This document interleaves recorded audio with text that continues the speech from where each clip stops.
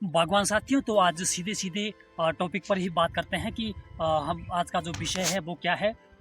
तो आज का जो विषय है वो है पेस्टिसाइड, नेचुरल पेस्टिसाइड और नेचुरल इंसेक्टिसाइड।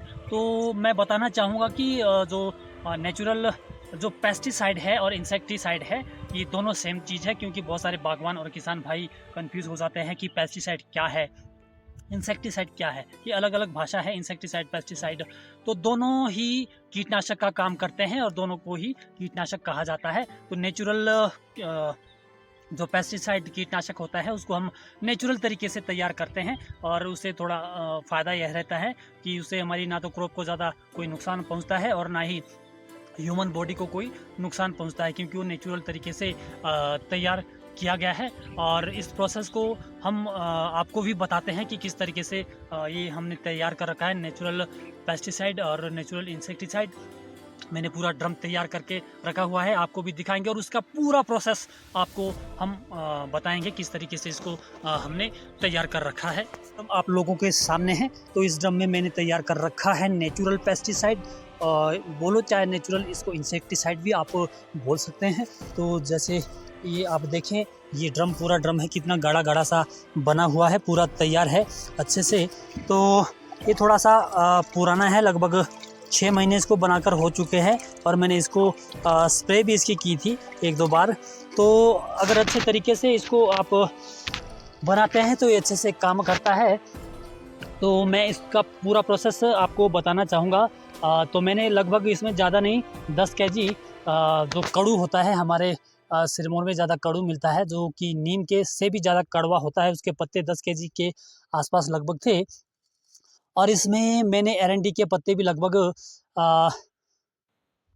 7-8 केजी, 10 केजी लगभग आइडिया से इतना वो थे एरंडी के पत्ते भी। इसमें मैंने इसकी चटनी बना करके डाली थी, और साथ ही मैंने इसमें मिर्चें डाली थी 2 केजी, क्योंकि जब ये थोड़ा ज़्यादा तीखा होगा तो तीखा होने के कारण जो इंसेक्ट वगैरह होते हैं तो वो भाग जाते हैं, और जब भी कोई कड़वी चीज़ होती है तो उसके ऊपर इंसेक्ट अटैक नहीं करते हैं। तो ये बहुत ज़्यादा कड़वा है, बहुत ज़्यादा तीखा है।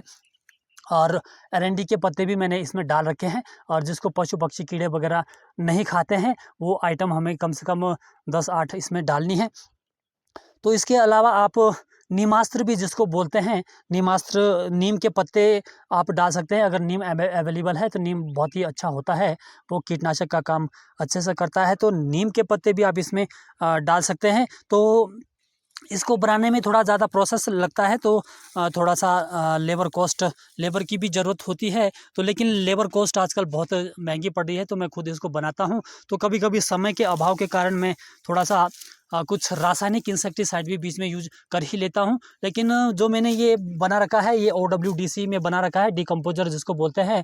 तो डीकम्पोजर जो होता है वो पत्ते को अच्छे से गला देता है, उसको डीकम्पोज कर देता है। जैसे आप देख पा रहे हैं, पूरा इसमें ये मिल चुका है। तो ये थोड़ा सा पुराना है, तो आप मुझे लगता है कि इसको 50-50 यूज़ करना चाहिए। जैसे आपने 15 लीटर पानी लिया तो 8 लीटर, जैसे मेरे पास थोक में बना हुआ है, तो आप इसको 7-8 लीटर डाल सकते हैं। तो इसका कोई भी साइड इफ़ेक्ट नहीं है। वैसे तो ये रिकमेंड डोज इसकी रहती है लगभग 15-16 लीटर में 2-3 लीटर ही इसको डाल सकते हैं।